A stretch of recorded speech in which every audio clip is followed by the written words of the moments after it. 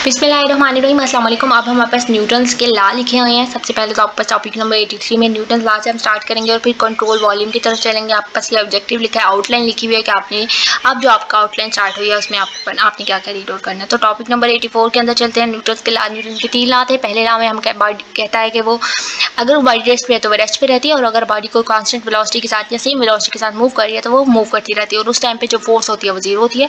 दूसरा law Newton का कहता है कि फोर्स होती है वो रिवर्सली प्रोपोर्शनल होती है एक्सेलरेशन की। तीसरा लॉ न्यूटन का कहता है कि अगर एक बॉडी दूसरी बॉडी के ऊपर कुछ फोर्स एक्सर्ट कर रही है तो दूसरी बॉडी भी उतनी ही फोर्स पहली बॉडी के ऊपर एक्सर्ट कर रही होगी। तो ये न्यूटन का थर्ड लॉ होगा।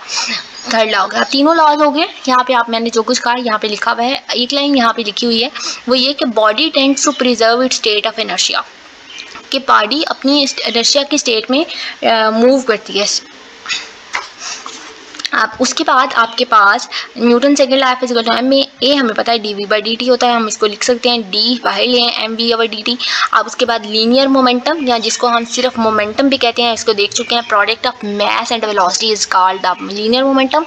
आप Newton second law linear momentum की बेस पे ही किया गया। न्यूटन सेकंड लॉ को हम रेफर करते हैं लीनियर मोमेंटम के लिए। अब हमारे पास इससे आगे एंगुलर मोमेंटम भी है, वो भी देखेंगे क्या होता है। हमने law of conservation of momentum भी देखा था पीछे, law of conservation of mass देखा था, law of conservation of energy भी देखा था। अब law of conservation of momentum जरा अपने माइंड में लेकर आए, वो हम थोड़ा देखते हैं अभी। अब लीनियर मोमेंटम क्या होता है, प्रोडक्ट ऑफ मैस और वेलोसिटी हो गया। न्यूटन्स लॉ इसको जो है रेफर से हमें वही वाला लीनियर मोमेंटम मिलता है। अब कंजर्वेशन ऑफ मोमेंटम क्या होता था, कंजर्वेशन ऑफ मोमेंटम जब आपके पास, दोबारा से बता देती हूँ, कंजर्वेशन ऑफ मोमेंटम होता है जब आपके पास नेट फोर्सेज सारी जीरो होंगी तो वो कंजर्वेशन ऑफ मोमेंटम होगा। तो momentum remains constant when net force acting on the system is zero. अब linear momentum product of mass और वेलोसिटी, और उसकी डायरेक्शन वही होती है जो कि वेलोसिटी की डायरेक्शन होती है। मतलब आपके पास ये मैस और इस फॉर एग्जांपल ये एक बॉल है और इसको हम मूव कर रहे हैं और इसका मैस है कुछ, फॉर एग्जांपल कोई भी मैस ले लें और इस वेलोसिटी के साथ वेलोसिटी के साथ मूव कर रही है, तो इस बॉल की वेलोसिटी वही वाली होगी, मैस और वेलोसिटी उसकी डायरेक्शन वही, its direction is the direction of velocity, इसकी डायरेक्शन वही होगी जो वेलोसिटी की डायरेक्शन है। अगर जिस स्पीड के साथ वो मूव करे वही इसकी वेलोसिटी डायरेक्शन होगी। अब इसके बाद जो है वो नेक्स्ट है आपके पास net force F equal to M A rate of change of momentum. ये जो D M V by D T term है इसको हम कहते हैं रेट। देखें डी बाई डी टी को मैंने आपको बताया, जब भी ऐसी टर्म आ जाए तो रेट कहते हैं इसको, और ये जो एम वी है ये मोमेंटम है। तो चेंज हो रहा है ना कुछ डी से डी बाई डी पे, तो डी टी पे, तो rate of change of M v is the momentum, rate of change of momentum. Newton second law is also express as the rate of change of momentum. Newton second law को हम as a rate of change of momentum भी लिखते हैं, और ये equal होता है net force acting on it. ये वाली बात उन्होंने इस वाली इक्वेशन को इस यहाँ पे एक्सप्लेन किया हुआ है कि न्यूटन सेकंड लॉ को हम as a rate of change of momentum लिखते हैं और वो इक्वल होता है नेट फोर्स के।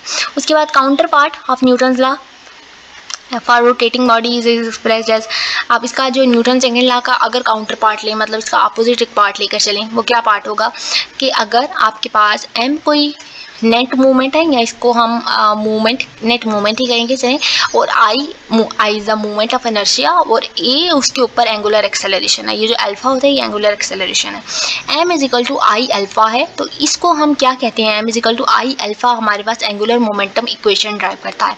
M is equal to I alpha है, एम आपने याद रखना है मूवमेंट है, या इसको हम टार्क कहेंगे, I is the moment of inertia, और ए अल्फा जो है ये एंगुलर एक्सेलरेशन है, और इसको हम as a rate of change of D H by D T express करते हैं, जैसे हम न्यूटन सेकंड लॉ को D by D T of M V represent करते हैं। अब आपके पास M is equal to I alpha है, अल्फा जो होता है ये वाली जो अल्फा वाली आपके पास टर्म है, आई इधर ही रहने दें, अल्फा को हम एज अ ओमेगा लिख सकते हैं, I D omega by D T हमने लिख लिया। अब ये डी बाहर लिया, डी इंटू आई ओमेगा, और ये जो आई ओमेगा होता है ये एच के इक्वल है। तो आपके पास एंगुलर मोमेंटम की फॉर्म निकल के आ गई। अगर आपके पास वो एक्स एक्सिस में पूछ रहे हैं तो I X D omega X by D H X by D T, अगर वाई में पूछ रहे हैं तो आप यहाँ पे बस डी वाई एच वाई लगा देंगे।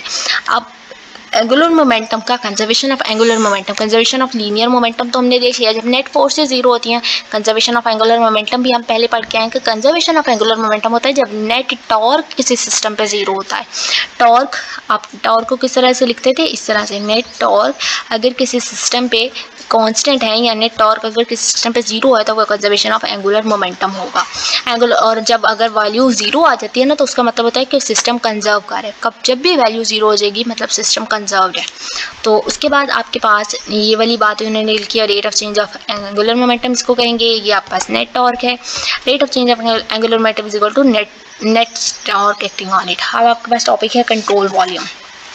कंट्रोल वॉल्यूम क्या होता है? कंट्रोल वॉल्यूम हम देख के आए थे कि किसी फिक्स्ड रीजन के ऊपर हम कंट्रोल वॉल्यूम लेते हैं। कंट्रोल वॉल्यूम को कोई भी आर्बिट्रेरी रीजन हो सकता है स्पेस में through which fluid flow its bounding control surface can be fixed, moving and even deforming during a flow। और आपके पास फिक्स होती है, मूव करती रहती है और डिफॉर्म होती रहती है। डिफॉर्म होने का मतलब है अपनी शेप चेंज करती रहती है। अब बहुत से फ्लो सिस्टम्स जो होते हैं involve stationary hardware firmly fix to stationary surface. Such system are best analyse to control volume. अब हम कंट्रोल वॉल्यूम को कहाँ पे, इसकी कैलकुलेशन, इनका एनालिसिस कहाँ पे करते हैं? ऐसा फ्लो सिस्टम जिनके अंदर स्टेशनरी हार्डवेयर हो, मतलब आपके पास स्टेशनरी हार्डवेयर की कोई चीज़ें अंदर उस सिस्टम में पड़ी हैं और वो फिक्स है किसी स्टेशनरी सरफेस के ऊपर, तो वहाँ पे हम कंट्रोल वॉल्यूम की एनालिसिस करेंगे। आप है force acting on a control volume. आप दो तरह की फोर्सेस किसी कंट्रोल वॉल्यूम की फिक्स्ड सरफेस के ऊपर, किसी का फिक्स्ड कंट्रोल वॉल्यूम के ऊपर एक्ट कर सकती हैं। अब पहला फोर्स कौन सी होती है? पहली फोर्स बॉडी फोर्स होती है। बॉडी फोर्स वो वाली फोर्स होती है जो पूरी बॉडी के ऊपर एक्ट करती है। अब बॉडी फोर्स के अंदर ग्रेविटी फोर्स आ सकती है, इलेक्ट्रिक और मैग्नेटिक फोर्स आ सकती है। उसके बाद आपके पास सरफेस फोर्स। सरफेस फोर्स जो किसी कंट्रोल सरफेस के ऊपर एक्ट करती है। बॉडी फोर्स है वो कंट्रोल वॉल्यूम की इंटायर बॉडी पे एक्ट करती है, लेकिन सरफेस फोर्स कंट्रोल सरफेस के ऊपर एक्ट करती है। और इसके अंदर आप प्रेशर फोर्स, विस्कस फोर्स और रिएक्शन फोर्सेज ले सकते हैं। ठीक है, ये आपके पास एग्जैक्ट डेफिनेशंस इंपॉर्टेंट है। जो चीज़ इंपॉर्टेंट है मैं वो साथ साथ बता भी रही हूँ। जैसे हमने बर्नौलीज इक्वेशन के अंदर आपके पास तीन चीज़ें इंपॉर्टेंट थी। बर्नौलीज इक्वेशन के अंदर उसकी डेरिवेशन, बर्नौलीज इक्वेशन की लिमिटेशंस, उसके बाद आप एक और आपने दो चीज़ें वहाँ पे ड्राइव की। V2 ड्राइव किया था 2GH के इक्वल है, और आपने एक और उसकी फॉर्म ड्राइव की थी जहाँ पर हमने उसकी आई थिंक सो हाइट को इक्वल रखा था। तो आपने वो वाली फॉर्म जरूर देख लेनी है, आपके पास ऊपर ही है, वहाँ यहाँ पे कहीं सॉल्व हुई थी। अब जो टोटल फोर्स होती है वो किसी कंट्रोल वॉल्यूम पे बॉडी और सरफेस फोर्स का सम होता है। Only external forces are considered in the analysis. सिर्फ जो आउटसाइड फोर्सेज होती हैं वो वाली कंसीडर की जाती हैं। Total force acting on control volume is compose of body force and surface force. अब आपने एक और बात याद रखनी है, बॉडी फोर्स तो समझ आ गई कि बॉडी फोर्स जो कि कंट्रोल वॉल्यूम पे होती है, और सरफेस फोर्स जो किसी कंट्रोल सरफेस से ली जाती है। बॉडी फोर्स के अंदर ग्रेविटी फोर्स आती है और सरफेस फोर्स के अंदर प्रेशर फोर्स, विस्कस फोर्सेस आती हैं। अब जो बॉडी फोर्स होती है वो डिफरेंस, अब देखिए वो कंट्रोल वॉल्यूम पे होती है, तो जो बॉडी फोर्स होती है वो डिफरेंशियल वॉल्यूम एलिमेंट को शो करती है, और जो सरफेस फोर्स होती है वो डिफरेंशियल सरफेस एलिमेंट को शो करती है। अब आप बस यहाँ तक अभी तक आप बस टोटल 2-3 पॉइंट्स हो गए जो आपने याद रखने हैं। बॉडी फोर्स के अंदर most common example, most common body force gravity force है। ग्रेविटी फोर्स कौन सी होती है? जो डाउनवर्ड एक्ट करती है, मतलब आपके पास gravitational force G is that 10 metre per second square, और ये डाउनवर्ड एक्ट करती है force on every differential element of the control volume. आप जो gravitational force on a fluid element, अगर आप किसी के फ्लूइड के एलिमेंट के ऊपर ग्रेविटेशनल फोर्स देखते हैं तो रो GdV। Gravitational force Cartesian coordinate के अंदर, ये आपने इक्वेशंस याद रखनी है। आपके पास MCQs के लिए यही वाली इक्वेशन जो होती हैं वो इंपॉर्टेंट होती हैं, क्योंकि आपके पास यहाँ पे कोई इक्वेशन डेरिवेशन बहुत लंबी लंबी ड्राइव नहीं हुई है, तो आपने यही चीज़ें याद रखनी है। आप बस यही पेपर में आएंगी। डेरिवेशन तो आपके हैंडबुक्स में कहीं पे है ही नहीं है, कोई एक दो है जो आपने सॉल्व करनी है।